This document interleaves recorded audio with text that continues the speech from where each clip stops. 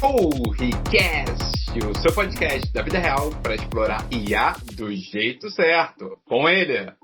Com Alan Braz e, Matheus, na arquitetura de dados, se a fundação for só baseada em hype, o prédio cai no primeiro deploy. E com ele... Gostei, essa não eu preparei. Matheus Bittencourt, porque de fato, irmão, aqui a gente vai falar sobre aquele papo mais raiz, né? Então, realmente, a gente já brinca aqui várias vezes, que o dado é o novo petróleo, né? Já fala isso há muito tempo, então hoje a gente vai explorar isso. Mas, de fato, explorar com alguém que gosta de comunicar. Tem várias comunidades, eventos, eu sempre encontro ela aqui, realmente, nos eventos do Rio. Muito prazer, seja muito bem-vinda. Fala aí, Regina, como é que tá? Uhul! Muito bom estar aqui com vocês, pessoal. Obrigada por vocês me receberem. Então, bom, como vocês já fizeram a minha apresentação, meu nome é Regina, sou cientista de dados. Minha grande missão realmente é garantir que a IA não seja caixa preta. Então, isso vocês falaram sobre ser algo raiz, né? Então, meu estudo foi muito para a área estatística. Então, eu sempre tento lutar para a gente conseguir entender realmente o que aquele modelo está fazendo, o que aquela rede neural está tentando fazer, mesmo que chegue num momento que é impossível, né? Mas até que ponto a gente consegue entender. Então, tô aí pra gente bater muito papo sobre isso hoje. Olha, muito bom, porque de verdade é isso que a gente fala, né? A gente ouve muito, tem muito hype, tem muito tudo, mas a gente quer dar voz para as pessoas que realmente estão fazendo. E, Regina, você tá trazendo um ponto aqui que é crucial. A gente já fala muito dessa disputa, né, de IA tradicional, aquela coisa toda. O pessoal acha que tudo morreu, mas que a gente sabe que não morre. Então, voltamos ao princípio que, assim, a gente precisa trabalhar nos seus dados, né, fazer toda a análise deles para, de fato, ter uma resposta boa, ter um modelo que performa e assim por diante. Mas vamos tentar entender aqui.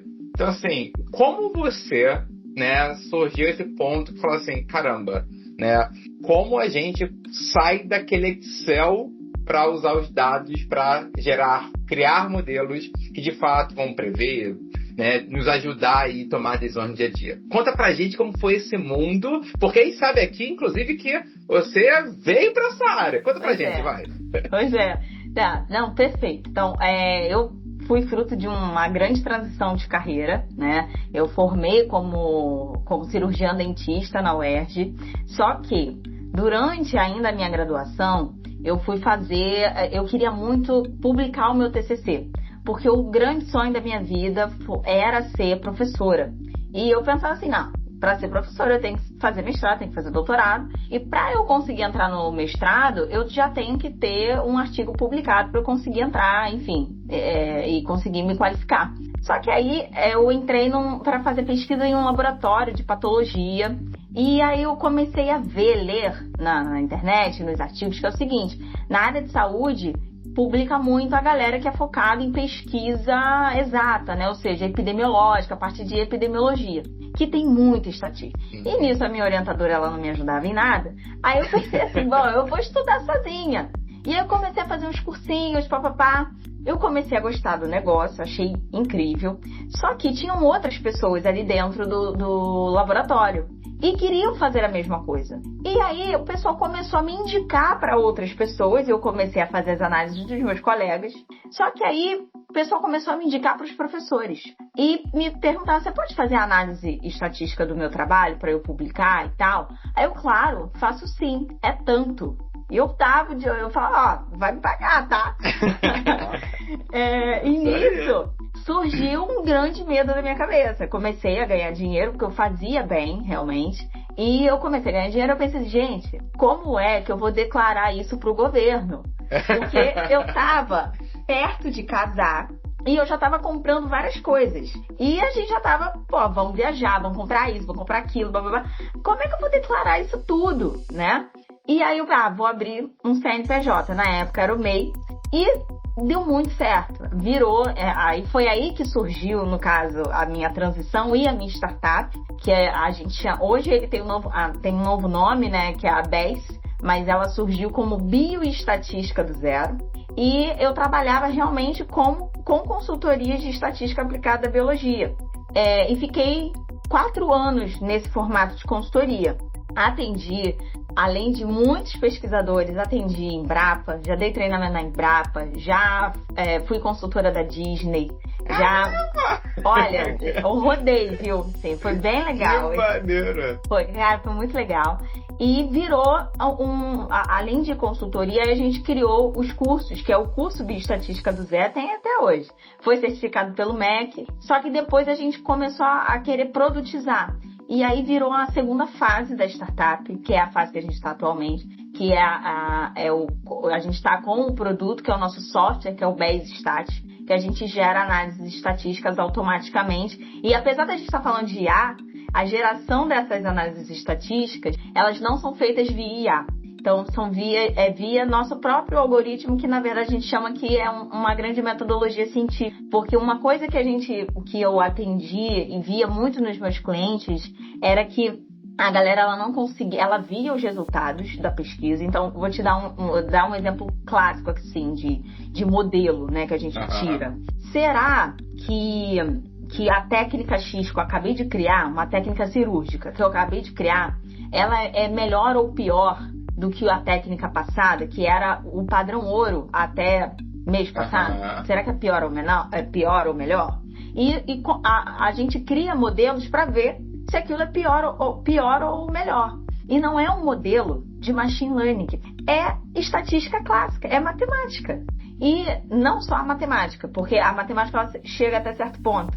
Você tem que ter uma metodologia muito bem feita. Por quê? Imagina que você está fazendo essa nova técnica cirúrgica e você pega 20 pacientes, mas só que você pega 20 pacientes que já têm uma tendência de se curar naturalmente sem ou com aquela técnica cirúrgica. Cara, você enviesou a pesquisa inteira. Não tem matemática que vai salvar isso aí, né? Então, o trabalho científico ele começa antes.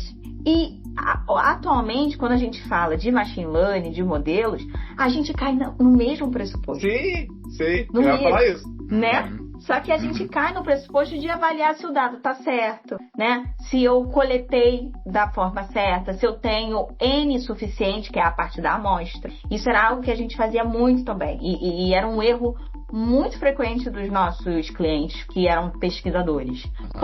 Quer fazer essa diferença entre técnicas cirúrgicas? Às vezes, a gente já fez alguns medicamentos na época da Covid. Cara, a galera queria pegar um N, assim, de 15, 30 pessoas. Impossível. Você tem que fazer muito, tem que ter um N maior. E é interessante o seguinte, quando a gente fala de amostra, aí a gente vai para outro campo da estatística, né? É outra parada.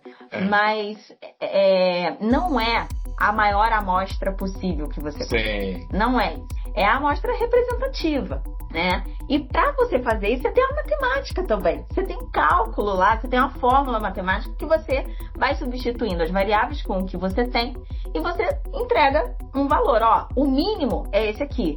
Só que, novamente, a matemática vai até certo ponto. O que você tem que considerar? Você tem que considerar que essa galera vai sumir. Se a gente está falando de pessoas, esse povo vai embora, ou esse povo não vai retornar, pode morrer. Então, eu tenho uma porcentagem de perda. Então, eu tenho que considerar mais 30% daquele valor. E isso é algo que não está no livro de matemática. Você vê isso só na parte de metodologia, nos artigos, né?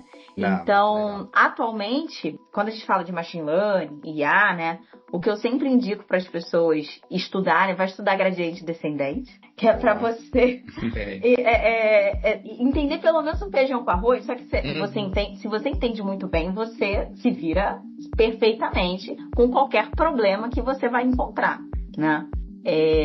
E outra coisa, quando a gente fala de modelos, né? Então, nós temos alguns modelos muito clássicos da área de saúde, né? Que era a área que eu vim e a área que eu trabalhei durante muitos anos. Então, a gente tem muita ainda regressão linear, muita ainda regressão logística. E são modelos que respondem a muitas perguntas boas, tá? E não tem problema nenhum com isso, exatamente. Eu acho que a gente tá numa guerra, mas eles são muito chatos, eles não são generativos, não faz imagem do Pikachu andando de moto. Não resolve um problema de negócio, muito bem, mas pra quê, né? Não gosto. Eu prefiro gerar um videozinho no Sora. Eu falo do Sora, um problema que a gente conseguiu resolver, né? Uma pergunta que a gente conseguiu responder com regressão logística, tá? Na época da Covid, né? A gente tem uma base de dados chamada DataSUS, Open DataSUS, né? E ali a gente consegue diversos dados abertos, obviamente, não com a identificação de CPF, né? Mas você consegue os dados, os microdados, ou seja, unitários. E na época da Covid, a gente ainda tem um painel, no caso, um conjunto de dados chamado de crises agudas, né? Ou seja, de resfriados, tá? E na época do Covid, nesse dataset, começou a ter muita crise respiratória aguda. Muita. E o pessoal não começou a entender. E foi nesse dataset, inicialmente, que surgiu os primeiros indícios de que a Covid já tinha chegado aqui. Porque tinha um pico muito grande, a frequência estava muito alta de crises respiratórias agudas. E atualmente, o dataset Covid, ele está dentro desse dataset de crises respiratórias agudas. E nessa época a gente teve um pesquisador que ele queria entender, do pessoal que estava internado, quais eram as características, as variáveis que mais aumentavam a chance de morte, no caso das pessoas que estavam ali. E com a regressão logística, a gente conseguiu responder essa dúvida. Então, a gente viu que tinha algumas variáveis ali naquele banco que aumentavam em 20%, 30% essa pessoa virar óbito. Então, a gente conseguiu resolver isso com regressão logística. A gente conseguiu resolver isso com modelos aí mais específicos. Eu noto que pouca gente conhece. Regressão de Cox, regressão de Poisson, que são modelos. Como é que... Regina, por que muda? Tem que fazer muito teste de pressuposto estatístico? Não, é de acordo com a sua pergunta. Então, o logístico é se você tem um desfecho que é binominal, ou às vezes tem mais de 2, 3 categorias. O de Poisson é quando o seu desfecho é uma contagem. Né? Então, há número de casos, isso é uma contagem. Então, você vai fazer uma regressão de Poisson. Então, nota como você entender para que você usa a matemática, que é o teu modelo, né? Como isso é importante. E assim, você me lembrou muito, porque ele fala muito sobre o fundamento, né, lá. Então, exatamente. Então, assim, esse episódio está sendo muito isso, né? Quem tem base tem tudo, e a Regina é a prova real disso, né? Se você tem os fundamentos ali, não importa o que vai vir, né? Isso você fala muito, né, Matheus? A dica pra quem é júnior agora, o cara quer aprender, sei lá, agente, Crew AI, MCP, tipo, não tem... E eu acho que o que ajuda também, que é legal do seu relato, Regina, é que você tem também o conhecimento do domínio. Você foi pro domínio de bioestatística, de biologia, de saúde, porque você se formou em odonto, ou seja, você ainda tem a base da indústria, vamos dizer assim, que é o que a gente fala, né? Eu posso até compartilhar um caso agora, dessa semana aconteceu aqui, que é justamente assim, eu tava num cliente e uma discussão que eu tava tendo muito lá é assim, a gente, novamente, esse papo, né? Mesmo que eu falo aqui, eu falo no dia a dia, que eu falo, gente, qual o ROI que a gente tá fazendo, o que quer resolver, anti-tecnologia, né? Me fala a sua dor, porque o pessoal, eu já quero fazer um agente já, eu falei, calma, o que você quer fazer? Né, me explica primeiro. E teve um caso aí, né? Eu não posso dar muito detalhe, mas assim, que como eu conhecia a área bancária, né? Acabou que um caso que eu já trabalhei 2 anos atrás é o mesmo problema que ele tá tendo. Então, assim, avançou demais. Então, essa composição de você realmente, como você falou, ter essa caixa de ferramentas, igual você tem, né? Esse background, para você poder escolher o melhor método. Eu adorei essa parte da metodologia, porque realmente a gente esquece disso. E no outro episódio a gente falou sobre isso, e eu gosto desse tema que a gente está vendo essa discussão toda sobre a gente parar de pensar, né? Já que a gente está delegando tanto para coisa para IA, né? Então, se você saber... E hoje eu vi uma frase que eu gostei muito, que é assim, o melhor, né, profissional vai ser aquele que consegue fazer mesmo sem precisar. Porque uma coisa é você acelerar porque você pediu para ele, quer ganhar tempo e tudo mais. Outra coisa é você nem saber o que está sendo feito, né? Então, assim, acho que é uma grande discussão. Nossa, Regina, muito bom. Nossa, filosofou. Só sei que nada sei. Estou num momento muito filosófico da minha vida. Mas o ponto de vista de ROI é esse mesmo que ela falou. Tipo, às vezes um modelo de regressão ali linear já resolveu. Exato. Exatamente. Me lembra um caso, eu estava discutindo em outro cliente, que às vezes um motor de regra bem feito aqui Não precisaria 50 mil GPUs, aquela coisa toda, já resolveria o problema. Sabe, a gente coloca um salto alto, né, pra às vezes resolver um problema que é simples. Mas, Regina, obviamente, é que a gente gosta de conhecer a cozinha. Às vezes o que tá dando errado também. Contou várias histórias legais, mas conta pra gente aqui aquela que não deu certo. Você tentou, fez alguma coisa. Não, eu acho que todo dia nunca dá certo. Você pergunta assim, cara, sempre que me perguntam isso, eu fico assim, mas gente, nunca dá certo. Porque quando a gente fala de habilidades, né, de um cientista de dados, na verdade, qualquer pessoa de dados, eu acho que qualquer pessoa, não importa, que a gente sempre fica assim, mas eu não tô pronto, ou eu não conheço tal coisa. Você vai aprender quando chegar a demanda. Né? E você falou, o que deu errado? Gente, já veio tanta coisa pra mim que eu olhava, eram as hipóteses, no caso dos laboratórios, que eles queriam comprovar, e às vezes também de demandas que eu recebi trabalhando nas empresas, né, como cientista de dados, chegava o negócio assim, eu não tenho a mínima ideia do que eu vou fazer aqui. Não sei, eu realmente não sei.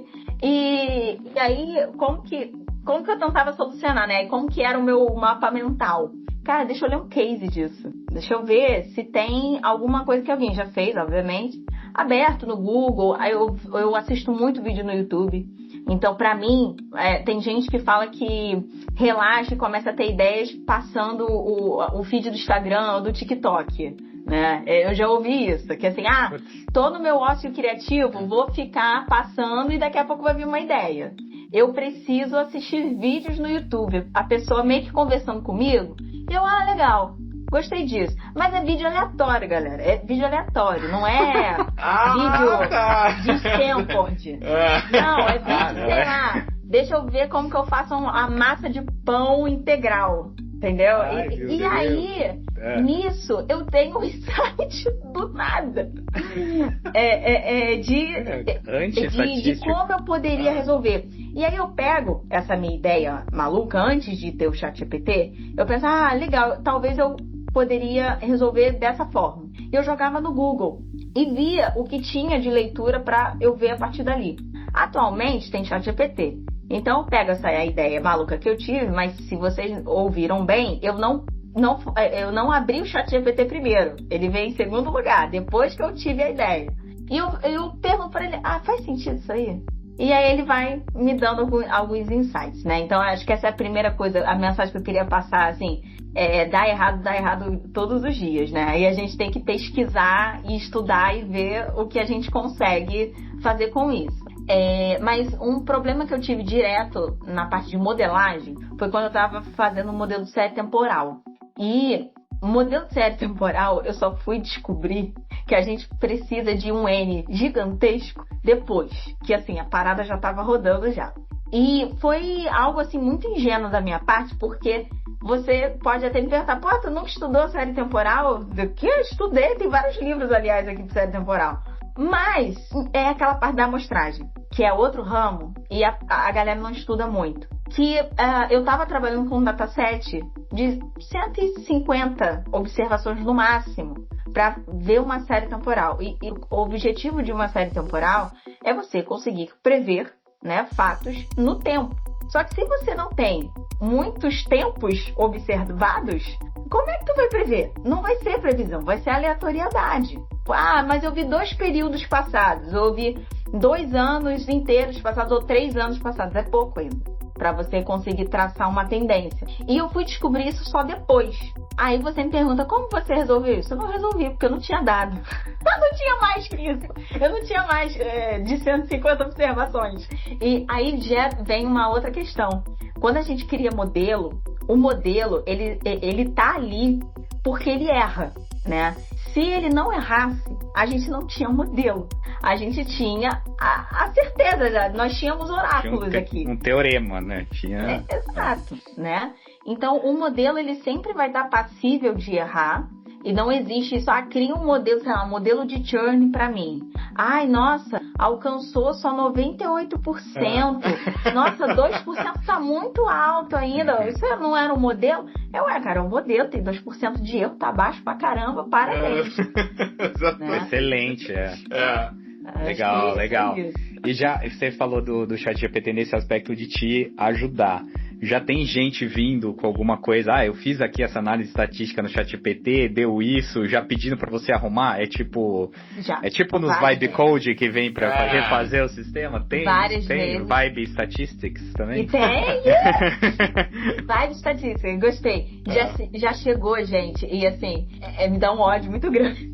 Porque eles não querem comprar a análise, eles querem comprar a tua revisão do ChatGPT. Mas é um grande mercado, vai. É oportunidade. Novo mercado aqui, realmente. É um mercado? É. O problema é que aí tu entra em problemas éticos, né? Porque quando você usa o ChatGPT para fazer a tua análise estatística, quando você está aplicando isso a produtos, então, produtos como remédio, vacina, técnica cirúrgica, se um catéter funciona melhor que o outro, isso aí é decisão, é tomada de decisão.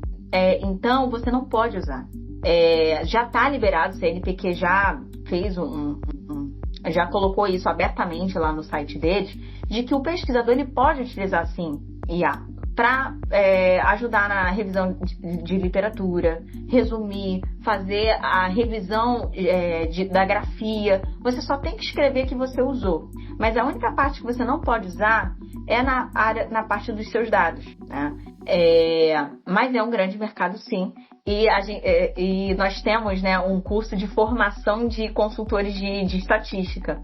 E aí, vira e mexe, vem a galera postar um print assim: olha que absurdo que acabaram de me pedir. Aí tá lá a pessoa: fiz a análise no ChatGPT, dá pra você dar uma revisada pra mim?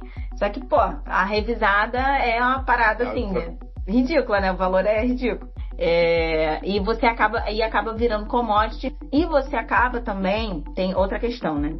Você ensina essas pessoas a não entenderem o que elas estão fazendo. Então, se tem uma grande anormalidade naquele dado, que muitas vezes a matemática em si ela não pega. O que pega é a interpretação, né? É que nem você tem a fórmula do outlier, né? Para você identificar um outlier.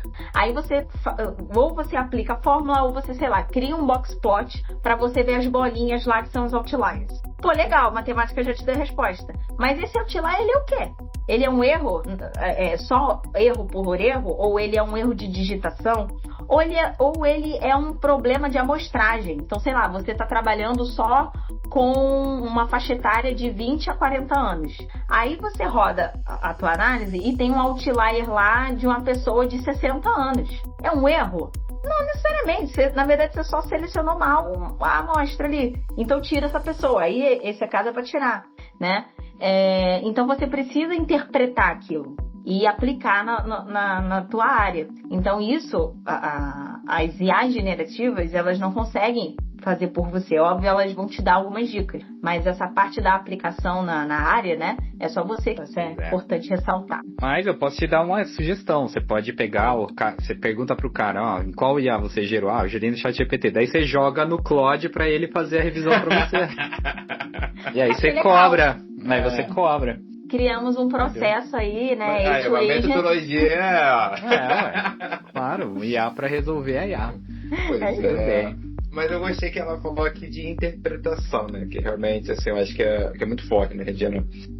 E ouvindo você, até liga com o episódio passado que a gente falou sobre, né? A gente trouxe aqui o Rodrigo pra falar sobre o Made by Humans, né? Então, assim, igual você falou, o quanto de trabalho, e aí já falou isso em alguns episódios aqui, né, Lan? O quanto de trabalho não está surgindo devido ao uso de IA de uma forma errada, né? Então, assim, igual fomentou, pode surgir oportunidade de negócio, novas profissões, só de pessoas para corrigir, ou pelo menos interpretar, porque o pessoal não tá nem pensando. Sim. Legal, adorei, mas aí uma parte agora um pouco, né? Tá bom, usa IA, faz tudo, tem startup, mas assim, eu sei que tu gosta também de comunidade, tá sempre evento, né? Então, assim, conta. Ainda mais você, eu fiquei, né, bem curioso com isso, porque, por exemplo, eu não sabia desse todo background, né? Então, assim, inclusive, fiquei aqui, impactado, porque eu te conheço, não imaginaria. Então, assim, pra você, ainda mais que fez uma transição de carreira, olhando essa questão de você sempre incentiva, tá em evento, organiza evento, faz evento, conecta com o pessoal, qual foi o ponto que você viu a importância de estar nos eventos e criar uma comunidade, como eu até vou falar um pouco mais do Pod Carioca, então assim, que você fez para até, sei lá, trocar experiência, aprender mais, até igual você que tá nessa extensão de carreira, né? Então assim, conta pra gente, por favor. Não, claro. Bom, o Código Carioca, ele é a comunidade voltada para a ciência de dados, principalmente no Rio, por isso que a gente chama de Carioca. A gente sentia, que eu digo eu e meu sócio, a gente sentia uma falta muito grande de ter eventos, só que eventos muito técnicos no Rio de Janeiro. A gente sentia falta. Porque o que a gente tem atualmente, o Web Summit, Rio Innovation Week, excelentes eventos, e que bom que está tendo e está sendo fomentado isso no Rio como capital da inovação. Mas para profissionais que são muito específicos, como nós, engenheiros, analistas, cientistas, né, engenheiros de software... Profundidade, né? Falta profundidade. E nesses eventos, o que eu tinha era o seguinte, a sensação que eu tinha era o seguinte: eu entrava e saía com ansiedade. Porque, cara, era muita coisa e muita gente. E como eu empreendo também, então eu meio que saía com uma síndrome de impostora, no fundo, assim, por que eu não tô desse tamanho? E só que são muitas camadas, gente. Eu vou falando de comunidade, são muitas camadas de assunto. Essa parte de você ir em eventos, ela é muito boa para sua carreira. Aí todo mundo fala, vai fazer networking. É óbvio que você tem que fazer networking, só que você tem que saber fazer networking, obviamente, porque networking não é você estar lá e simplesmente falar com a pessoa uma única vez na vida e vai embora. O networking, ele tem que ser algo muito honesto. Eu defendo o networking honesto. Você não vai lá só para falar com a pessoa porque ela vai ser uma impossível investidora. Tem muito evento hoje em dia assim, né? Vá no evento tal e você vai se conectar com investidores, bababá. Cara, às vezes tu não tá nem pronto para receber investimento. Começa por aí. Segundo, por que você vai conversar com essa pessoa só porque ela pode ser uma investidora? Conversa com ela porque você admira ela, ou porque você acha o trabalho dela interessante. Ou eu faço muito isso, mas eu faço de forma muito honesta. Eu às vezes falo com a pessoa porque eu adoro a roupa dela. Aí eu amei o seu look. E eu falo real mesmo, eu gosto mesmo. Eu amei o seu sapato, que eu tô na fase de comprar sapato novo pra mim. Aí eu tô assim. Isso é genuína, seja honesto, porque você conhece as pessoas e por que você vai querer fazer negócio, seja virar parceiro de estudo, de trabalho, com pessoas que você não se identifica, ou pessoas que você não admira, sabe? Ou pessoas que têm um background muito diferente do seu. Isso eu fui aprendendo também, né? Eu vim do completo nada, eu vim de odonto, mas o que eu fui notando indo nos eventos é que as pessoas me reconhecem. Eu estava ontem no evento no Pão de Açúcar, tinha 3 pessoas, eu estava conversando aleatoriamente com outras.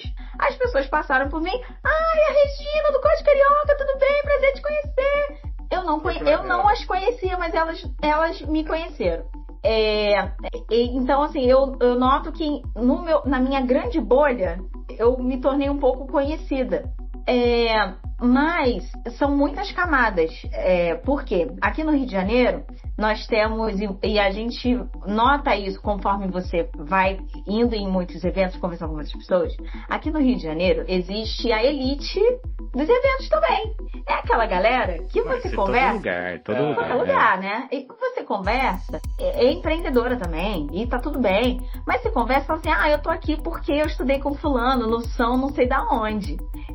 Eu tô aqui porque a gente fez faculdade junto na universidade que era cara pra caramba, era 10 mil por mês. Ou, eu tô aqui porque a gente fez MIT junto.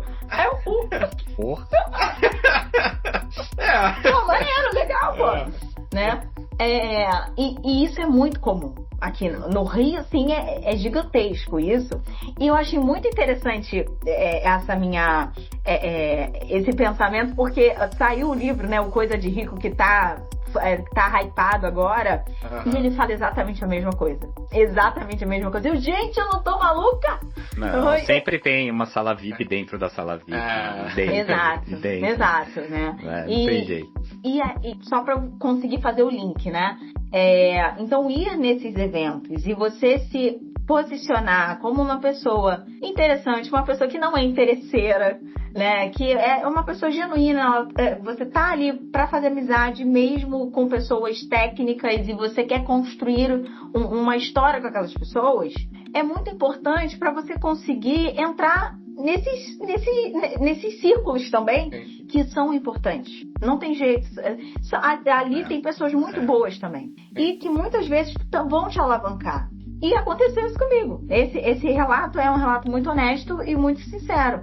E eu acabei virando também tech lead, né, nas empresas em que eu fui estudar de dados. Virei tech lead. E muitos dos meus liderados me perguntavam isso. Ah, mas você tá em tal lugar também, papapá.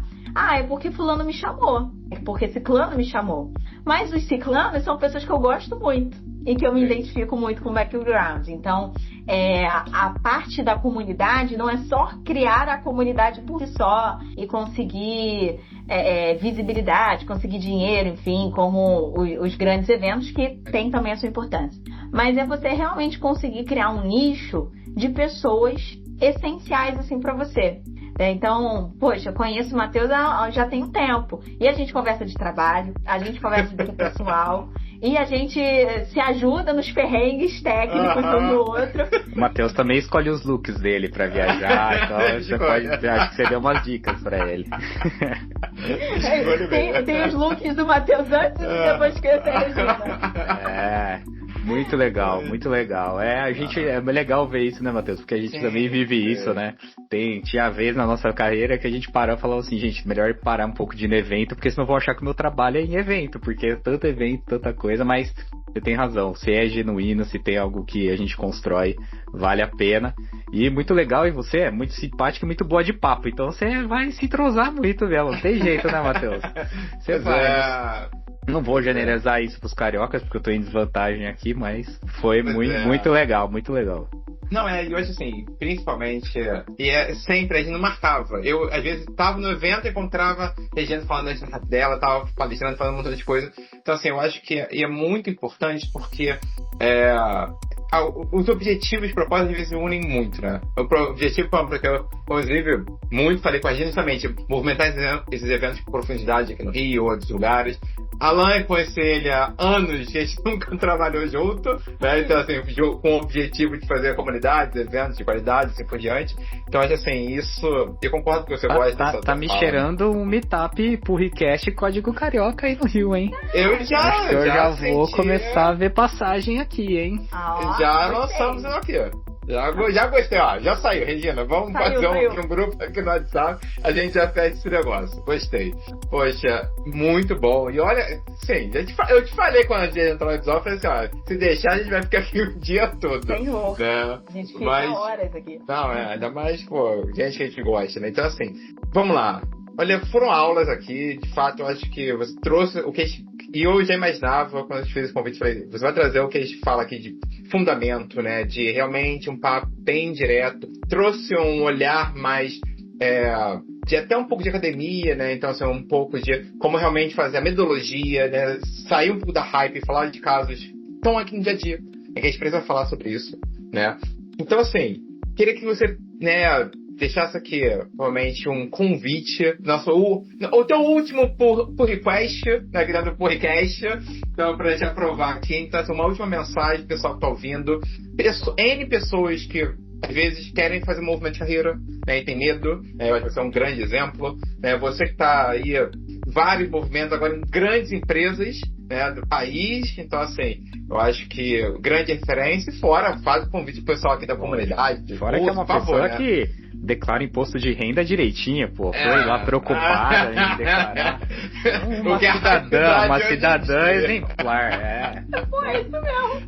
Tô falando isso porque tá no meu background aqui, que já começou a declaração. Já começou. Olha o gatilho. Eu não quero nem baixar o negócio lá, porque já vem preenchido, você já tem que ver. Agora nem trabalho mais tem. Mas legal, deixa eu revisar, aí final. Tem que revisar. Tem que revisar. A IA gerou a declaração, agora você revisa. Tem que revisar. Isso aí. Fala aí, gente. Eu acho que como, né, então, últimas palavras, né? Primeiro, assim, para quem tá fazendo transição de carreira e para quem também já está na carreira, né? Sempre indico conceitos fundamentais, que é a parte da estatística. Eu já trabalhei, tá, com cientistas de dados e engenheiros de dados, que a galera tinha dúvida no que era uma mediana. Então, assim, não dá para você ser esse tipo de gente. Então, eu sempre indico, estuda a estatística descritiva básica, vai um pouquinho ali nos testes inferenciais, não precisa se aprofundar muito. E aí começa a ir para a parte de algoritmos, então entende a lógica ali do machine learning, vai para gradiente descendente, que eu acho sensacional. E a gente estava falando de imposto de renda.